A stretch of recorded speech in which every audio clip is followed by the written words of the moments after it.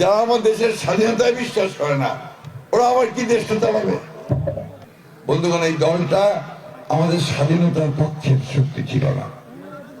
তারা 1971 সালে পাক সেনাবাহিনীর সঙ্গে যোগ সাজস করে আমাদের লোকজনদেরকে হত্যা করেছে, আমাদের মা বোনদের সম্ভ্রম হানি করেছে। এই দলটা এটাকে অস্বীকার, এখনো ক্ষমা চায় নাই, মাপ চায় নাই। ওদের মনের মধ্যে কোনো অনুশোচনা পর্যন্ত নাই। একবার তো বলতে পারে যে ভাই ভুল করেছিলাম, আমাদেরকে মাফ করে দেন, সেটাও বলে না।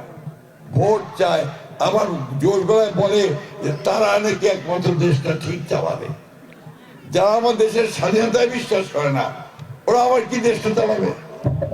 ওরা আমাদেরকে আপনার শিক্ষা দেয় যে ন্যায়, অন্যায়, করাপশন, দুর্নীতি। আর সবচেয়ে বড় দুর্নীতি তো 1971 করছো। তুমি এই দেশের মানুষের সঙ্গে বিশ্বাসঘাতকতা করেছো। তুমি পাকিস্তান সেনাবাহিনীর পক্ষে গিয়ে পাকিস্তানকে সাহায্য করেছো। আমি এই কথাগুলো এখানে এই জন্য বলছি বন্ধুগণ, যে তারা সীমার বাইরে চলে যাচ্ছে।